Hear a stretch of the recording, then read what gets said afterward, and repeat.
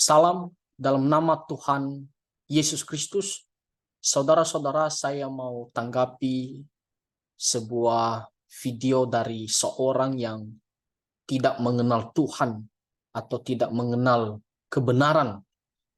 Orang ini dia menyerang kekristenan dan dia membanggakan diri bahwa dia memiliki pertanyaan yang tidak bisa dijawab oleh orang Kristen.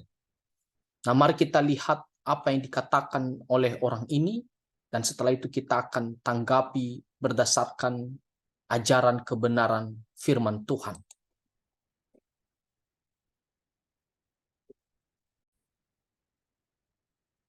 Setiap pertanyaan saya tolong dijawab dengan Alkitab. Jangan dijawab pakai dalih, asumsi, pendapat. Tidak boleh. Dan kita tadi tidak mampu tuh buktikan dalilnya. Satu saja pertanyaan saya saat itu. Yang pertama tuh yang saya tanyakan. Pak Pendeta, tolong tunjukkan ke saya. Kapan Yesus bangun gereja? Tunjukkan ke saya satu dalil dulu. Itu dulu. Kapan Yesus bangun gereja? Dan kapan Yesus masuk ke gereja? Terus kenapa ada gereja saat ini? Beda Nabi Muhammad. Nabi Muhammad jelas-jelas tuh Nabi masjidnya sampai hari ini masih ada tuh. Masjid Nabawi tuh yang ada di Madinah, Mekah. Karena kenapa? Beliau bangun masjid untuk umatnya dan diberikan contoh nih. Ini masjid, seperti ini modelnya. Menghadap kiblat, seperti ini modelnya. Ada pintu masuknya. Nanti kamu cara sholatnya seperti ini, menghadap kiblat. Nah, orang Kristen tidak ada tuh. Tunjukkan saya satu dalil.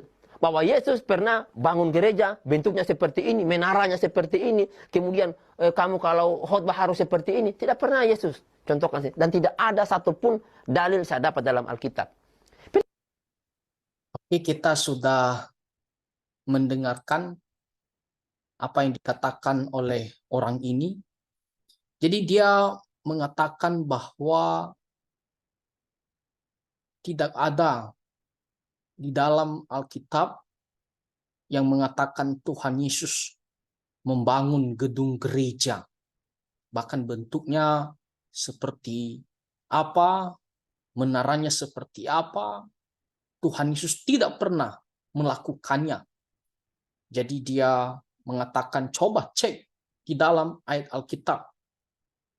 Di mana ada ayat firman Tuhan mengatakan Tuhan Yesus membangun gedung gereja seperti gedung gereja yang dimiliki oleh orang Kristen sekarang tempat beribadah. Nah, saudara-saudara, pertama-tama saya mau katakan ini adalah sesuatu yang lelucon. Orang ini paling bodoh menurut saya. Dia mau menyerang kekristenan, tetapi dia tidak mengerti terlebih dahulu apa yang dipercayai oleh orang Kristen. Akibatnya apa? Akibatnya hanya menjadi bahan ketawaan aja bagi orang Kristen. Nah, saudara-saudara, Tuhan Yesus datang ke dalam dunia bukan untuk membangun gedung gereja atau suatu bangunan.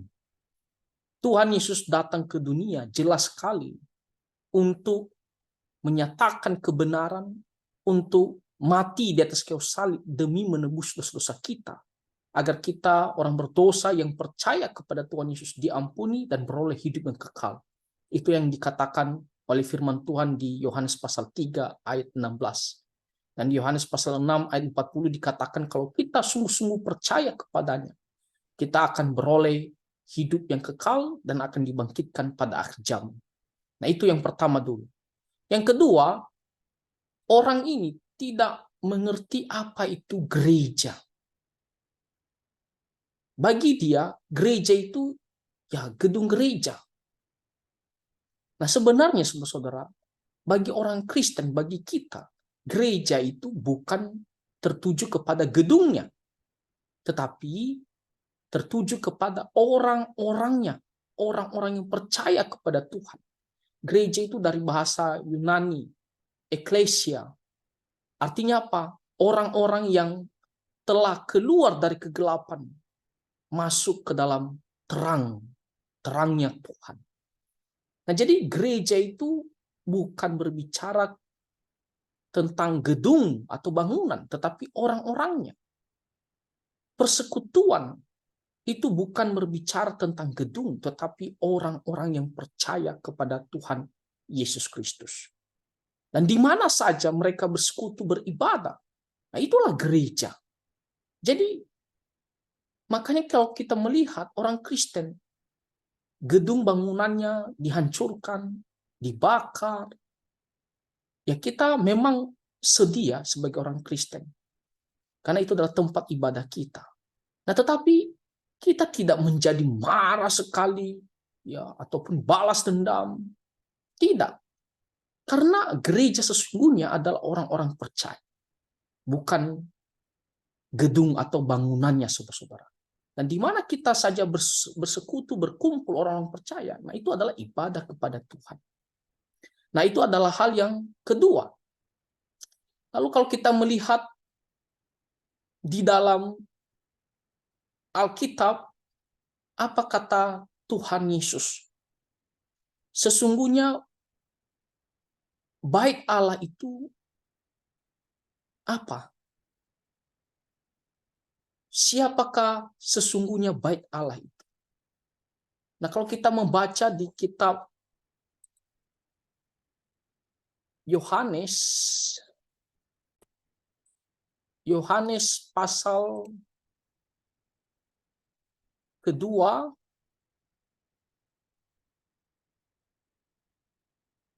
ayatnya yang ke-19, ya.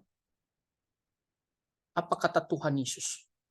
Jawab Yesus kepada mereka, rombak baik Allah ini, dan dalam 3 hari aku akan mendirikannya kembali. Ketika Tuhan Yesus berbicara tentang bait suci pada saat itu, yang dimana pada saat dibangun bait suci itu membutuhkan waktu 46 tahun lamanya, dan membutuhkan banyak sekali tenaga. Nah, tetapi Tuhan Yesus mengatakan, rombak bait Allah ini. Tetapi dalam 3 hari, aku akan mendirikannya kembali. Nah, ini bukan berbicara tentang bangunan itu, tetapi berbicara tentang dirinya sendiri, pribadinya. Tubuh Tuhan Yesus. Dan dikatakan 3 hari, aku akan mendirikannya kembali. Yaitu waktu Tuhan Yesus mati dan bangkit kembali pada yang ketiga. Lihat apa kata firman Tuhan di ayat yang ke-21. Tetapi yang dimaksudkannya dengan bait Allah ialah tubuhnya sendiri. Lalu yang ke-22, kemudian sesudah ia bangkit dari antara orang mati, barulah teringat oleh murid-muridnya bahwa hal itu telah dikatakannya, dan mereka pun percayalah akan kitab suci dan akan perkataan yang telah diucapkan Yesus. Nah, jadi saudara-saudara, bait Allah yang sesungguhnya itu menuju kepada pribadi Tuhan Yesus. Jadi kalau kita percaya kepada Tuhan Yesus, kita mengikut Tuhan Yesus, kita beribadah di dalam nama Tuhan Yesus, maka kita telah melakukan ibadah kita yang benar, yang berkenan di hadapan Tuhan. Jadi bukan berbicara tentang gedung. Ini berbicara tentang pribadi Tuhan Yesus, di mana dia telah mati dan bangkit kembali pada yang ketiga, memberikan kita kemenangan. Jadi ketika kita beribadah di dalam Tuhan Yesus, maka kita telah beribadah kepada Tuhan Allah yang benar. Nah, lalu selanjutnya kalau kita bertanya sekarang, kenapa kita tidak beribadah di bait suci, ya, di Yerusalem?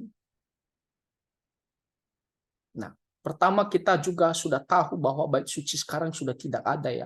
Sejak tahun 70 Masehi sudah dihancurkan oleh kerajaan Romawi sesuai dengan nubuatan Tuhan Yesus terhadap Yerusalem. Nah, tetapi hal yang menarik, Tuhan Yesus mengatakan bahwa orang-orang yang benar sekarang tidak lagi beribadah di gunung ataupun di Yerusalem. Ya, tidak tertuju kepada Yerusalem saja orang beribadah. Lihat Yohanes pasal 4. Yohanes pasal 4 ayatnya yang Yohanes pasal keempat ayatnya yang ke-19. Dan selanjutnya dikatakan, kata perempuan itu kepadanya, Tuhan, nyata sekarang padaku bahwa engkau seorang nabi. Ini ke-20. Nenek moyang kami menyembah di atas gunung ini, tetapi kamu katakan bahwa Yerusalemlah tempat orang menyembah. Ya, sesuai dengan apa yang diyakini, ya, memang pada saat itu orang-orang harus pergi beribadah di Bait Suci di Yerusalem. Disitulah tempat rumah Tuhan yang ditentukan.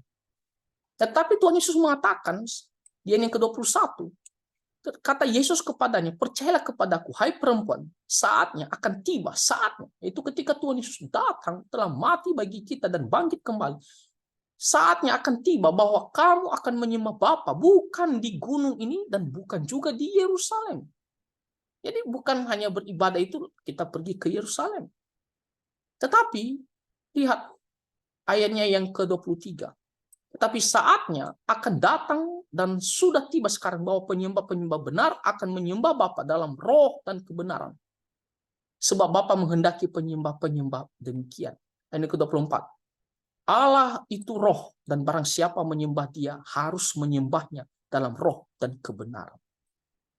Nah, jadi kita beribadah sekarang yang menonjolkan yang utamanya adalah kita beribadah dalam roh dan kebenaran. Bukan lagi terbatas oleh suatu tempat, tapi dengan Roh Kudus, ya, dan dengan kebenaran sesuai dengan firman Tuhan. Kita beribadah kepada Tuhan. Jadi di mana saja, asalkan kita beribadah di dalam Tuhan Yesus Kristus, kita beribadah kepada Tuhan. Nah, jadi tidak ada ayat Alkitab mengatakan Tuhan Yesus membangun gedung gereja, karena memang Tuhan Yesus datang bukan untuk membangun gedung gereja, tapi untuk menyelamatkan manusia orang berdosa. Dan kedua, Tuhan Yesus mengatakan baik Allah itu sesungguhnya adalah dirinya, di mana dia mati dan bangkit kembali. Dan kita melihat bagaimana Tuhan Yesus mengatakan orang bisa beribadah di mana saja, menyembah Tuhan Allah di mana saja, asalkan dalam roh dan kebenaran. Nah, kalau kita melihat di gereja mula-mula, ya, ketika Tuhan Yesus sudah terangkat ke sorga, kita melihat bahkan orang-orang Kristen yang pertama, mereka itu bersekutu, beribadah di rumah-rumah. Belum ada gedung gereja sekarang. Di rumah-rumah. Ya, coba kalau kita baca Kisah Para Rasul pasal 1, ayatnya yang ke-12 sampai 13 sampai 14. Dikatakan sini, maka kembalilah rasul-rasul itu ke Yerusalem dari bukit yang disebut Bukit Zaitun yang hanya seperjalanan sahabat jauhnya dari Yerusalem. Setelah mereka tiba di kota, naiklah mereka ke ruang atas tempat mereka menumpang. Mereka itu ialah Petrus dan Yohanes, Yakobus dan Andreas, Filipus dan Thomas, Bartolomeus dan Matius, Yakobus dan bin Alfeus, dan Simon orang Zelot, dan Yudas bin Yakobus. Lihat ayat 14. Mereka semua bertekun dengan sehati dalam doa bersama-sama dengan beberapa perempuan serta Maria ibu Yesus dan dengan saudara-saudara Yesus. Mereka itu bersekutu, berdoa, memuji Tuhan. Bahkan kalau kita melihat nanti selanjutnya, ya, orang Kristen itu beribadah dari rumah ke rumah ke rumah, apalagi pada saat itu ada penganiayaan. Jadi belum ada gedung gereja yang sekarang ini. Karena memang bukan gedungnya yang diperhatikan, bukan gedung bangunannya yang utama, bukan. Orang Kristen bisa beribadah di rumah. Nah, tetapi kenapa ada gedung gereja sekarang? Ya, gedung gereja adalah dibangun supaya semua orang Kristen berpusat di satu tempat saja dan dibangun sesuai dengan ya jumlah kapasitas ya orang-orang Kristen jemaat tersebut. Jadi fokus saja. Ya. Itu saja. Lalu kenapa ada lambang salib di gedung gereja? Ada juga gereja tidak pakai salib di menaranya. Tapi kenapa ada salib? Ya, karena salib adalah ya inti daripada kasih dan keadilan Tuhan. Salib adalah di mana pusat atau puncak kita mendapatkan pengampunan dosa, anugerah Tuhan yang begitu besar karena Tuhan Yesus mati demi menebus dosa kita. Jadi tidak ada masalah. Nah, jadi pertanyaan orang ini menurut saya adalah sebuah pertanyaan ataupun serangan yang bodoh dan juga hal yang lucu. Ya, karena dia tidak tahu apa yang dipercaya oleh orang Kristen, tapi dia serang saja. Ya, dia pikir orang Kristen percaya bahwa gedung gereja ini ada ayat Alkitabnya, lalu dibohongi, dikatakan ada ayat Alkitabnya, lalu dia mengatakan mana, tunjukkan, sehingga tidak ada, lalu seolah dia wah hebat. Tidak, karena memang orang Kristen tidak percaya bahwa gedung gereja itu adalah gedung gerejanya, bukan, tapi orang-orang Kristen.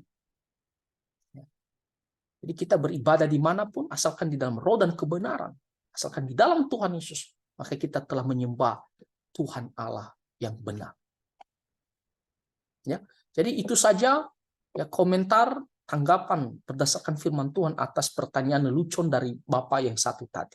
Ya, kiranya kita terus ya, setia mengikut Tuhan dan terus hidup untuk Tuhan Yesus Kristus. Tuhan memberkati kita semua. Amin.